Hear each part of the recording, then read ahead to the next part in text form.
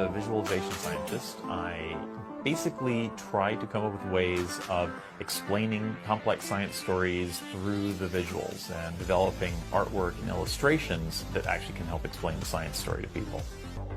Heart nebulas, celestial collisions, a bird's eye view of the Milky Way, astronomers are charting the outer reaches of the cosmos and bringing back jaw-dropping images from telescopes like Hubble and its infrared cousin Spitzer. If you look down at the bottom of that Milky Way image, you'll see these two words: artist concept. And the TRAPPIST-1 star system, the latest discovery of 7 potentially habitable exoplanets that made national headlines, it's really only a box of gray and white pixels. You see, space art is part of NASA, and it has been since before we went to the moon. Most begins with data. Very, very complex data. And transforming these numbers and graphs into an image that captures the public's imagination requires a delicate balance between science and art. And that is where Robert comes in. As an astronomer and artist, Robert isn't editing images so much as he's making an artistic hypothesis grounded in facts, so we can visualize what's really happening up there. And for objects we haven't even seen yet, like TRAPPIST-1, the artist rendition is a meticulous process. The first day I saw the data plot of the light curve from the TRAPPIST-1 star, my jaw dropped because it was just a forest of deep dips in the light curve, and we knew there was a whole flurry of activity.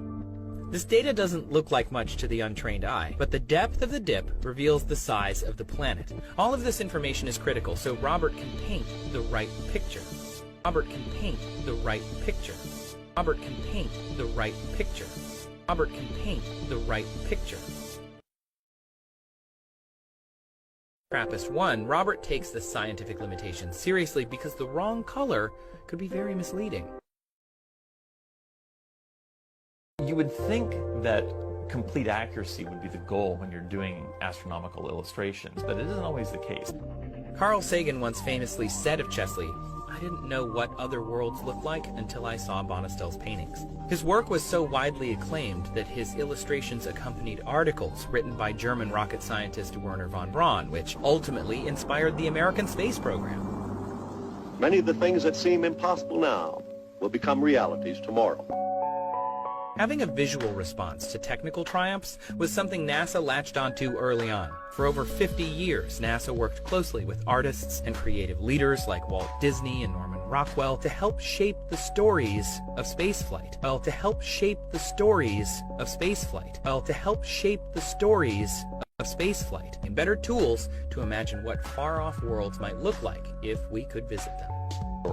There are people who just look and think, oh, NASA's photographed a planet, and they don't understand that actually that was a piece of art.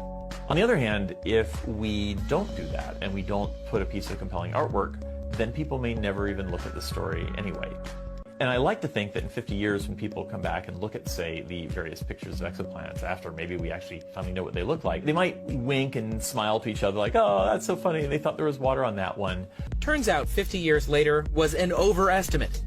So much of what we thought we knew about TRAPPIST-1 just changed. Which means Robert, for instance, back in 2017, scientists thought planet D was rocky, but it turns out it has the lowest density of the 7, and it's actually a water world.